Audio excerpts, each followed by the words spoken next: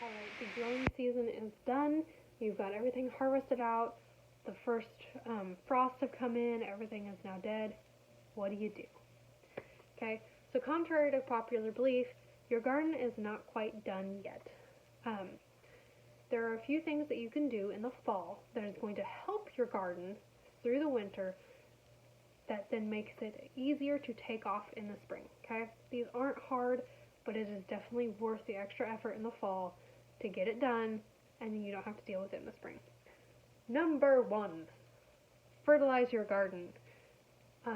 Like we talked about earlier, in the soil, I use manure or compost. Composted manure is honestly your optimum. Get that on in the fall so it has time to break down, and your plants can then actually utilize those nutrients in the spring. Okay? Fill up your raised beds. Take your cages down, your panels down, your fences down, everything's been climbing on. Just take it down. Don't worry about hauling the vines off. Just leave them there. Let them lay. I literally cut my plants down. I don't pull them out. I just cut them down because I want that root structure to stay there. It helps with the microbes and whatnot, okay? Cut it off, lay it down, and I actually go and I put my compost on top of it, okay? What it's going to do is that compost has the bugs and stuff in it already active, and it will help to start break that down even faster, okay? By the time I plant stuff in the spring, there's not a whole lot of vine left. I've done this with tomatoes, I've done this with my peppers, in raised beds. Just lay the compost on top of it.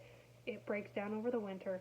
You might have a few pieces of thicker spots that are still kind of there. Use your shovel, hack it around, it'll be fine come spring, okay?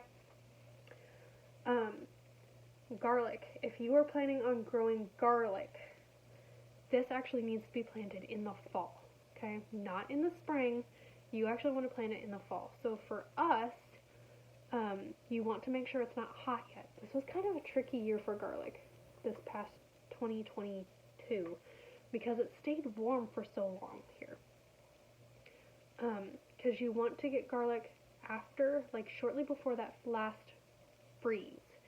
Because you don't want it to start growing very fast in the fall, because you want most of its focus to be on putting roots down and growing a big bulb.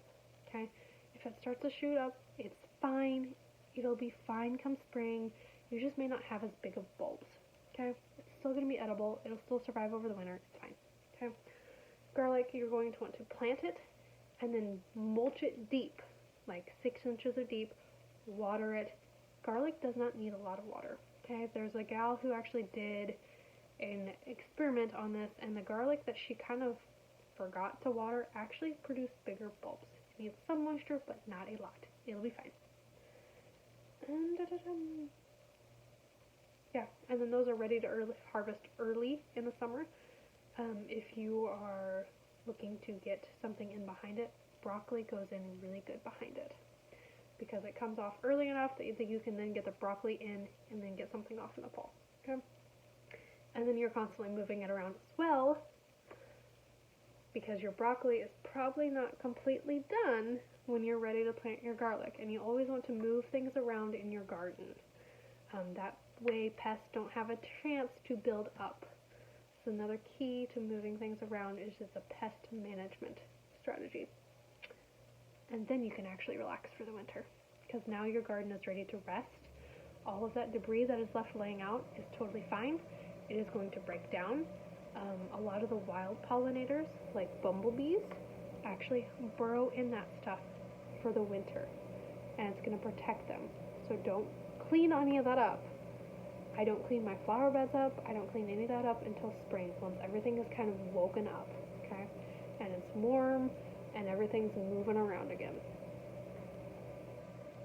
Yeah, that's your winter to-do, or your garden to-do, fall to-do list.